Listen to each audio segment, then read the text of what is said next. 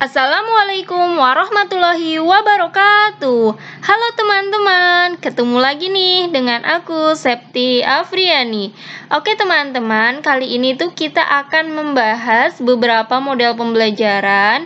Jadi tuh biar kita tahu apa sih bedanya discovery learning, inquiry learning, problem based learning, dan project based learning. Oke, yuk kita simak. Nah, kita akan mulai dengan discovery learning ya teman-teman. Jadi pada model discovery learning itu lebih menekankan pada penemuan konsep atau prinsip yang sebelumnya tidak diketahui hingga si siswa itu mampu menyusun sebuah kesimpulan.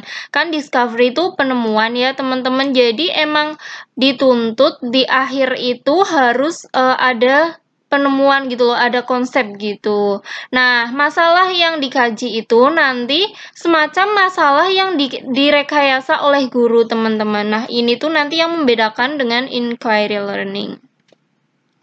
Tujuannya dengan model ini tuh siswa bisa berpikir kreatif dan inovatif.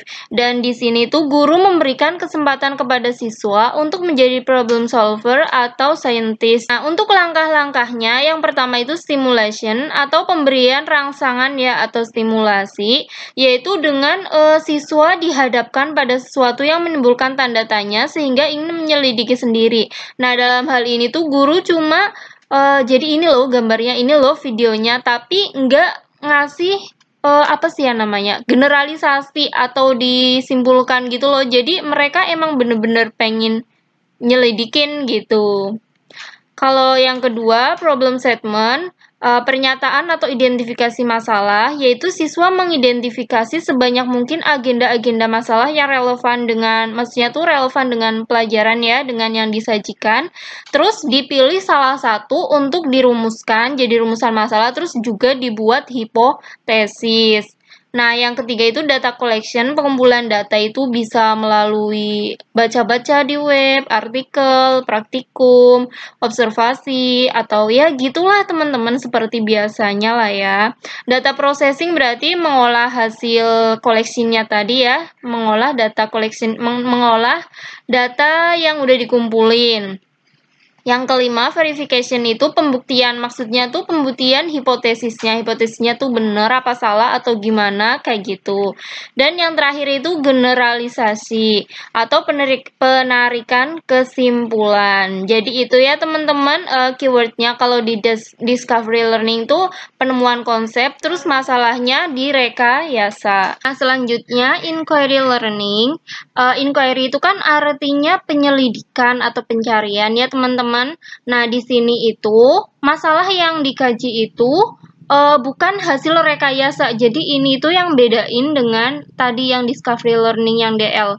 Inquiry itu penyelidikan atau pencarian untuk memuaskan rasa ingin tahu siswa. Siswa tidak memiliki kewajiban menemukan sesuatu. Bedanya dengan yang tadi itu, kan kalau discovery itu artinya penemuan, sedangkan inquiry itu artinya penyelidikan. Jadi lebih ke memuaskan rasa ingin tahunya siswa. Selanjutnya problem based learning atau PBL. Nah, model pembelajaran ini guru tuh secara terus-menerus membimbing siswa dengan cara mendorong dan mengarahkan siswa untuk mengajukan pertanyaan dan memberikan penghargaan untuk pertanyaan-pertanyaan berbobot yang mereka ajukan dengan mendorong siswa mencari solusi atau penyelesaian terhadap masalah nyata yang dirumuskan oleh siswa sendiri.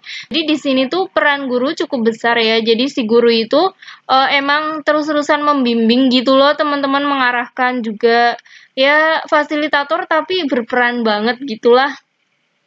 Nah, di sini fasilitator itu maksudnya guru ya, dapat memberikan konsep dasar, petunjuk, referensi atau link dan skill yang diperlukan dalam pembelajaran tersebut. Lebih membimbing gitu loh teman-teman.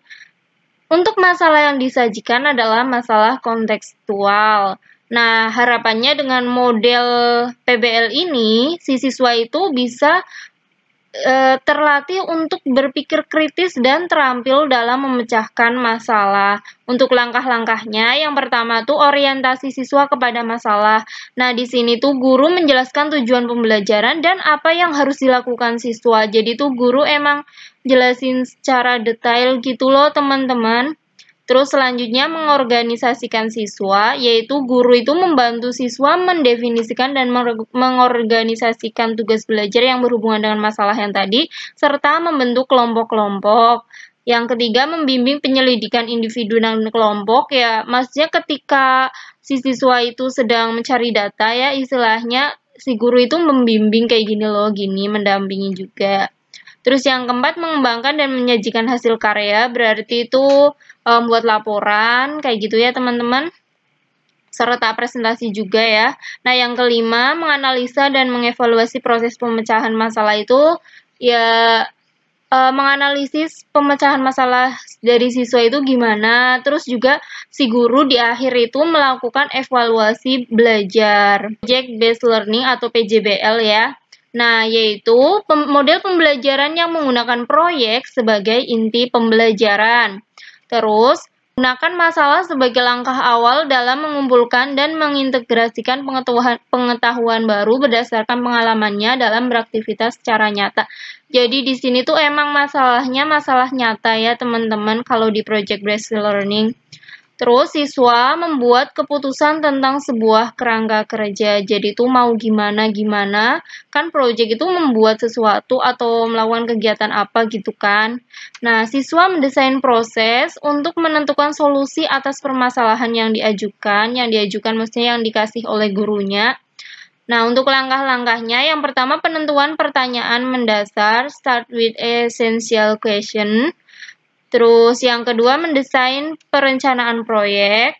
Jadi di sini itu guru dan siswa itu membuat perencanaan ya tentang aturan main, pemilihan aktivitas yang dapat mendukung dalam menjawab pertanyaan, terus juga mengetahui alat dan bahan untuk penyelesaian proyeknya. Yang ketiga menyusun jadwal, dalam hal ini tuh membuat timeline dan deadline penyelesaian proyek, membawa siswa agar merencanakan cara yang baru, meminta siswa untuk membuat penjelasan atau alasan tentang pemilihan suatu cara. Jadi itu kan guru itu ngasih permasalahan kan. Nah, siswa itu ya udah nanti tuh gini caranya tuh gini.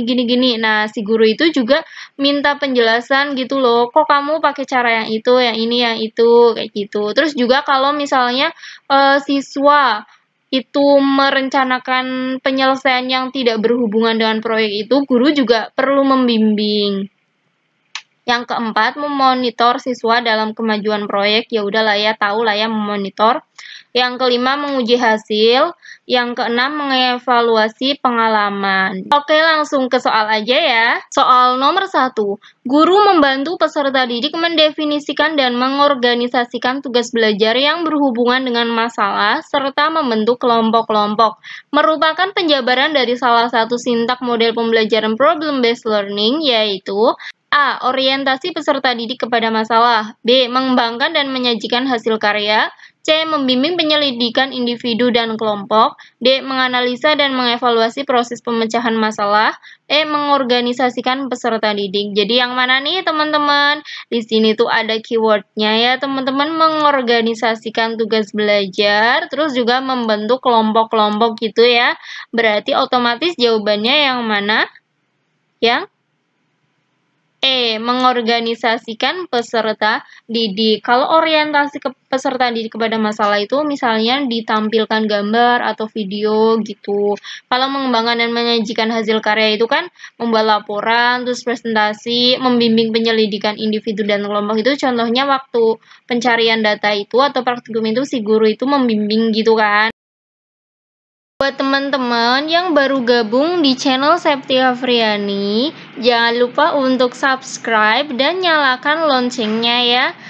Biar lebih enak pas belajarnya, teman-teman tuh tinggal klik playlist aja. Nah, di situ itu udah aku kelompok-kelompokkan. Ini tuh untuk SKB guru SD yang matematika, ini tuh SKB pedagogik untuk semua guru mapel apapun ya teman-teman.